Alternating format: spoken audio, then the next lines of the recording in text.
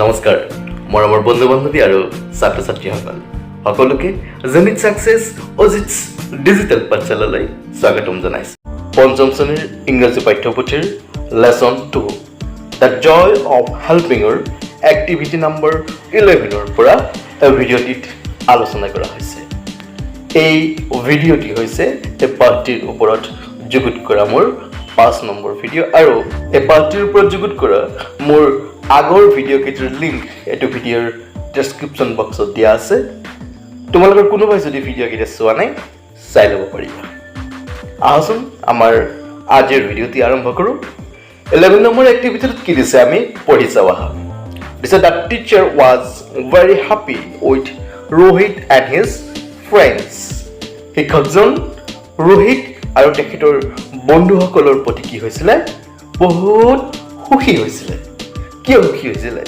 they showed good manners হিহঁতে ভাল আচৰণ দেখুৱাইছিল অভি নামৰ ল'ৰাজনক হিহঁতে কেতিয়াও অকলহৰীয়া হ'ব দিয়া নাছিল অকলহৰীয়া অনুভৱ কৰিব দিয়া নাছিল আৰু সেইজন ল'ৰাক যিজন ল'ৰাই হুইলচেয়াৰত বহি বিদ্যালয়লৈকে আহিছিল হিহঁতৰ মাজৰে এজন বন্ধু বুলি পালে অভিক বিদ্যালয়লৈকে লৈ আহিছিল গতিকে এইবিলাক হৈছে একোটা ভাল আচৰণ আৰু এই ভাল আচৰণ দেখুৱাৰ কাৰণে শিক্ষকজন সুখী হৈছিল তাৰ পিছত কি কৈছে যে read the words in the bubbles and add some more in the empty bubbles যে টোপালবোৰ দেখিছা এই টোপালবোৰত কিছুমান শব্দ দিয়া আছে এই শব্দসমূহ তোমালোকে পঢ়া আৰু খালি বাবলছ বিলাক যে দেখিছা খালি বাবলছ বিলাকত তুমি কি কৰা এনেকুৱা ধৰণৰ অৰ্থ প্ৰকাশ কৰা কেনেকুৱা ধৰণৰ অৰ্থ হ'ব যিবিলাক অৰ্থ শব্দই কি কৰিছে যে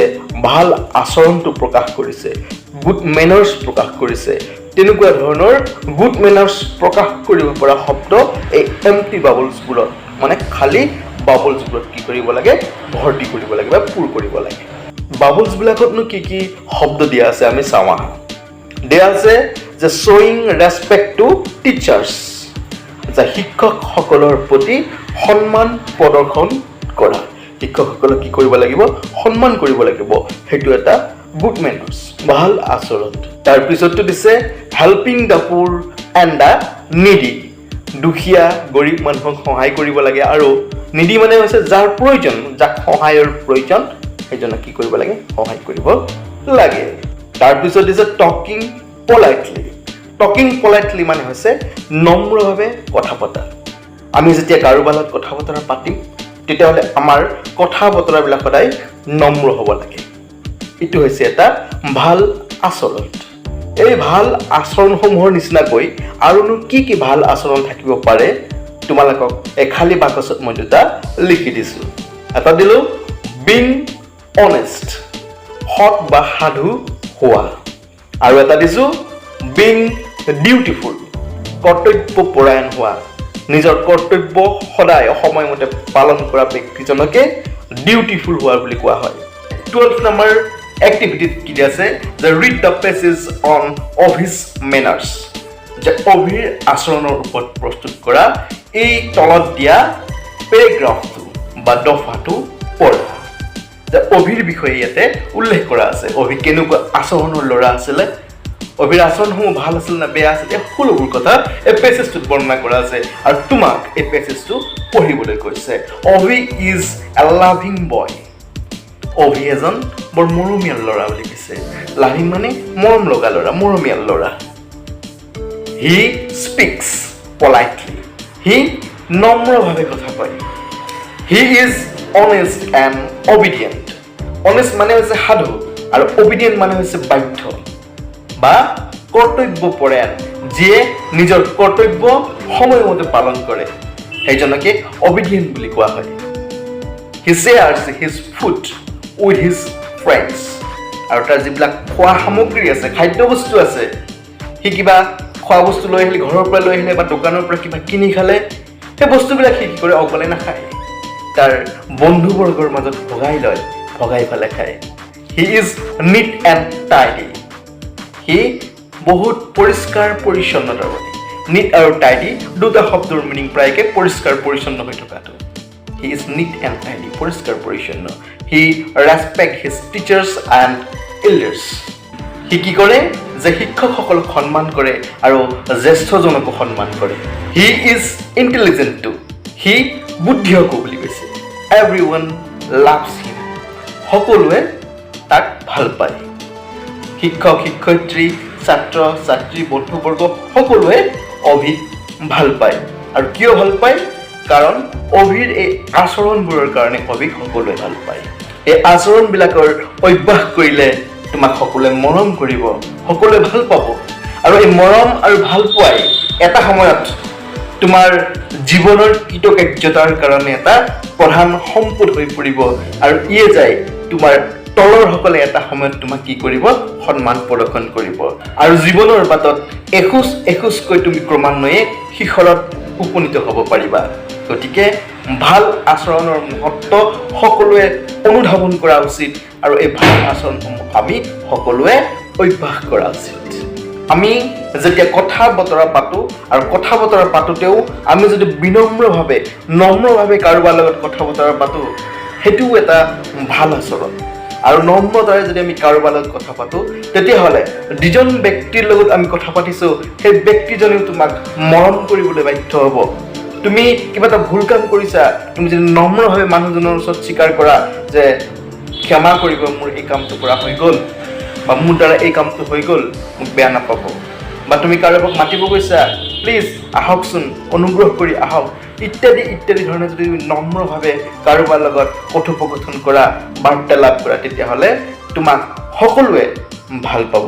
আৰু 13A এক্টিভিটিটো, এই যে আমি কথা কোৱাৰ আচৰণটো কেনেকুৱা অঞ্জুমাৰ, সেই অঞ্জুমাৰ কথা কোৱা আচৰণটো দেখুৱাই পেলাই তোমালোকক কিদৰে আমি বিনম্ৰভাৱে কথা ক'ব লাগে সেই কথাক বুজাব বিচাৰিছে। 13A দিয়া আছে অঞ্জুমা স্পেক্স ভেৰি পলাইটলি। অঞ্জুমাই বৰ নম্ৰতাৰে কথা কয়। লিচন টু হোৱাট অঞ্জুমা চেজ। শুনাচোন অঞ্জুমাই কি কথা কয়। Please take my pen uncle, যে খুৰা অনুগ্ৰহ কৰি মোৰ কলমটো লওক। যে অঞ্জুমাই লক্ষ্য কৰিছিল হয়তো মানুহজনে কলমটো বিচাৰি আছে, তেতিয়া গৈ পেলাই মানুহজনে কৈছে, খুৰা আপুনি অনুগ্ৰহ কৰি মোৰ কলমটোকে লওক। Would you mind giving me my pen back. অৰ্থাৎ মানুহজনৰ হয়তো পেনটো লৈ উঠি কামটো কৰাৰ পিছত অন্যমনস্ক হৈ গ'ল, বা পেনটো অঞ্জুমাক ঘূৰাই দিবলৈ পাহৰিলে। কিন্তু অঞ্জুমাই সেই কথাটোত কিন্তু মানুহজনক বেয়াকে কোৱা নাই, ওচৰলৈ গৈছে, গৈ পেলাই কৈছে, উড ইউ মাইণ্ড, আপুনি যদি বেয়া নাপায় মোৰ কলমটো ঘূৰাই দিবনে? আই এম ভেৰি চৰি, আই ব্ৰক দ্য গ্লাছ। হয়তো তাৰ মাকৰ ওচৰত গৈছে, নতুবা হয়তো স্কুলৰ শিক্ষয়িত্ৰীৰ ওচৰত গৈছে, স্কুলতে হয়তো বা ঘৰতে কি কৰিছে, গ্লাছ এটা ভাঙি দিলে। গ্লাছটো ভাঙি দিয়াৰ পিছত কি কৰিলে? যে তাই লুকাই থাকে। আমি কি কৰোঁ? গ্লাছ এটা ভাঙাৰ পিছত আমি চাই লওঁ ওচৰে পাজৰে কোনোবা দেখিলে নেকি। যদি দেখা নাই পোৱা যেন পাওঁ, আমি কি কৰোঁ? তাৰ পৰা পলাই পত্ৰণ দিওঁ। আৰু তাৰপিছত যদি সোধে কোনে গ্লাছটো ভাঙিলে, আমি কোনেও উত্তৰ নিদিওঁ যে মই ভাঙিছোঁ বুলি। আমি আচলতে তেনেকুৱা কৰিব নালাগে। আমি যদি গিলাচটো ভাঙিছোঁ, কোনো কথা নাই, ভাঙিব পাৰোঁ, কিবা কাৰণত ভুল হৈ যাব পাৰে। কিন্তু তুমি যদি তাক লুকুৱাই ৰাখা, সেইটোহে তোমাৰ বাবে ভুল হ'ব। তুমি কি কৰিবা? যাবা, গৈ পেলাই ক'বা, আই এম চৰি, যে মোৰ ভুল হৈ গ'ল, বা মই দুখিত, মোৰ দ্বাৰা কি হ'ল, গিলাচটো ভাঙি গ'ল। তেতিয়া তুমি যদি ক্ষমা খোজা বা তুমি যদি তোমাৰ ভুলটো স্বীকাৰ কৰা, তেতিয়াহ'লে তোমাক কোনেও বেয়াকৈ কেতিয়াও নকয়। Excuse me, may I carry the book for you. Excuse me বুলি কোৱা নহয়। আমি কোনোবা গৈ থাকিলে বা আমি ফিল্ম চিনেমাতে দেখা পাওঁ এক্সকিউজ মি বুলি কোৱা। এক্সকিউজ মি মানে হৈছে অনুৰোধ কৰিছোঁ বা শুনাচোন, ৰ'বাচোন, অলপমান ৰ'বা নেকি, এনেকুৱা অৰ্থত আমি ব্যৱহাৰ কৰোঁ। যে মানুহজন গৈ আছে, অলপমান ৰ'বা নেকি, তোমাৰ কিতাপকেইখন মই লৈ যাওঁ। এনেকুৱা ধৰণে কি কৰিছে, ভাল আচৰণেৰে বিনম্ৰতাৰে কি কৰে, অঞ্জুমাই কথা বতৰা আনৰ লগত পাতে। 13B এক্টিভিটিটো চোৱা। তোমালোকক দিছে complete this sentences with the polite forms given below'. যে পলাইট ফৰ্মছ বুলি কোৱাৰ লগে লগে নম্ৰ আচৰণৰ যিটো ৰূপ, আমি কিদৰে নম্ৰ আচৰণটো দেখুৱাব পাৰোঁ, তেনেকুৱা ধৰণৰ কিছুমান শব্দৰ ইয়াতে দিয়া আছে। আৰু এই শব্দবিলাক তোমালোকে এই বাক্যবিলাকত ব্যৱহাৰ কৰিব লাগে। ঠিক আছে, আমি 1 নম্বৰটো কৰোঁ। 1 নম্বৰ দিয়া আছে, দিছ I broke your pencil. যে মই তোমাৰ পেঞ্চিলডাল ভাঙিলোঁ, কি কৰিম? মই নিশ্চয় দুখিত হ'ম। তেতিয়া মই কি ব্যৱহাৰ কৰিম? I am very sorry. মই বৰ দুখিত। I broke your pencil. মই তোমাৰ পেঞ্চিলডাল ভাঙিছিলোঁ। নাম্বাৰ 2 চোৱা কি দিয়া আছে যে can I borrow your pen? মই তোমাৰ কলমটো ল'ব পাৰোঁনে, মানে ধাৰ কৰি ল'ব পাৰোঁনে? লিখি পেলাই আগত দি দিম, তেনেকুৱা অৰ্থত।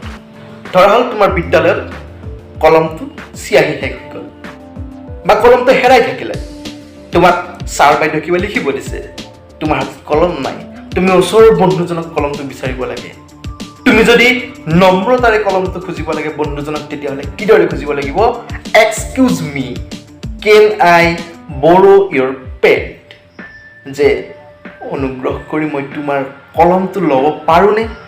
এক্সকিউজ মি ব্যৱহাৰ কৰিবা। নাম্বাৰ 3 চোৱা দিয়া আছে write a letter for me. মোৰ কাৰণে এখন চিঠি লিখা। কি ক'ম? Please write a letter for মি।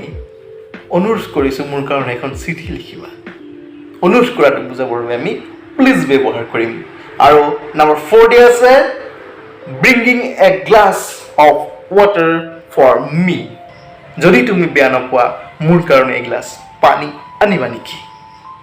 এইদৰে আমি পলাইট ভাৱেৰে, নম্ৰ ভাৱেৰে কথা পাতিব পাৰোঁ। ইয়াতে দিয়া আছে let us learn to make words by adding ING। যে আমি কিছুমান ৱৰ্ডৰ পিছফালে ING লগাই দি পেলাই আমি নতুন এটা ৱৰ্ড গঠন কৰিব পাৰোঁ। নিশ্চয় পাৰোঁ। যেনে লাভ, লাভৰ পিছফালে আমি ING লগাই দিলোঁ। ING লগাই দিয়াৰ লগে লগে LOVE, ইটো গুচি যাব ING, LOVING, লাভিং হৈ গ'ল, নতুন শব্দ এটা হৈ গ'ল। ঠিক তেনেদৰে কেয়াৰ, ইটো গুচাই দিম, দি পেলাই ING লগাই দিম, কেয়াৰিং হৈ যাব। ঠিক তেনেদৰে শ্বেয়াৰ, ইটো নোহোৱা হৈ যাব, শ্বেয়াৰিং হ'ব। মেক, ইটো নোহোৱা হৈ যাব, ING লগাই দিলে মেকিং হ'ব। অৰ্থাৎ তোমালোকে কি বুজি পালা? যে ৱৰ্ডবিলাকৰ শেষত যদি ই থাকে আৰু যদি আমি তাত ING লগ কৰিব লগা হয়, তেতিয়াহ'লে ইটো নোহোৱা হৈ যাব আৰু ING তাতে যোগ হৈ যাব। গতিকে এইকেইটা শব্দ আমি পালোঁ। We can also make words by doubling the last letter and adding ING to them. আমি কি কৰিব পাৰোঁ? যিদৰে আমি ইয়াতে ই নোহোৱা কৰিছোঁ, ঠিক তেনে আমি আৰু এটা কাম কৰিব পাৰোঁ। আৰু সেই কামটো হৈছে আমি যদি সেই শেষৰ আখৰকেইটা ডাবল কৰি দিওঁ, ধৰা হ'ল এটা টি আছে, আমি দুটা টি কৰিম, কৰি পেলাই ING কৰি দিম। তেনেকুৱাকৈ আমি নতুন শব্দ গঠন কৰিব পাৰোঁ। যেনে ৰান, ৰানৰ পিছফালে আমি ING লগাই দিলে কি হ'ব লাগিব? ৰানৰ যিটো এন আছে, এনটো ডাবল হৈ যাব, ৰানিং। ঠিক তেনেদৰে চুইম, চুইমিং, ক্লিপ, ক্লিপিং, কাট, কাটিং। তোমালোকে ভালদৰে লক্ষ্য কৰাচোন, যিবিলাক ৱৰ্ডৰ পিছফালে ING লগাই দিওঁতে লেটাৰটো ডাবল হৈ গৈছে, সেই ৱৰ্ডবিলাকৰ এটা বিশেষত্ব আছে। কি বিশেষত্ব দেখিবলৈ পাইছে বাৰু? সেই ৱৰ্ডবিলাকৰ বিশেষত্ব হৈছে যে যিটো লাষ্ট লেটাৰটোৰ আগৰ লেটাৰটো কি হৈছে? ভাৱেল আছে। যেনে ধৰা হ'ল আমি ৰান বুলি কওঁতে এনৰ আগত কি আছে? ইউ আছে। চুইম বুলি কওঁতে এমৰ আগত আই আছে। ক্লিপ বুলি কওঁতে পিৰ আগত আই আছে। কাট বুলি কওঁতে টিৰ আগত ইউ আছে। আৰু এনেকুৱা ধৰণৰ, অৰ্থাৎ লাষ্ট লেটাৰটোৰ আগৰ লেটাৰটো যদি তোমাৰ ভাৱেল হয়, তেতিয়াহ'লে লাষ্ট লেটাৰটো ডাবল কৰি পেলাই আমি ING যোগ কৰিব লাগে, যিদৰে আমি ইয়াতে কৰিছোঁ। যিদৰে আমি প্ৰথমটোত কৰিছিলোঁ কি, লাষ্ট লেটাৰটো যদি তোমাৰ ই হয়, ইটো নোহোৱা হৈ কৰি পেলাই আমি ING কৰিছিলোঁ। এনেকৈ আমি ING যোগ কৰিব লাগে। তাৰপিছত আছে now make words by adding the last letter and ING to them. তাৰপিছত কি কৈছে যে তোমালোকে এই তলত দিয়া এইকেইটা তোমালোকে নিজক কৰিব দিছে। যে আমি ইয়াতে কি আছে? প্ৰথমতে ক্লেপ। ক্লেপটো কি হ'ব? পিৰ আগত কি আছে? এ আছে, গতিকে ক্লেপিং, পিটো ডাবল হৈ যাব। তাৰপিছত কি আছে? হপ, পিৰ আগত কি আছে? অ, এইটোও ভাৱেল, গতিকে পিটো ডাবল হৈ যাব আৰু ING লগাই দিম, কি হ'ব?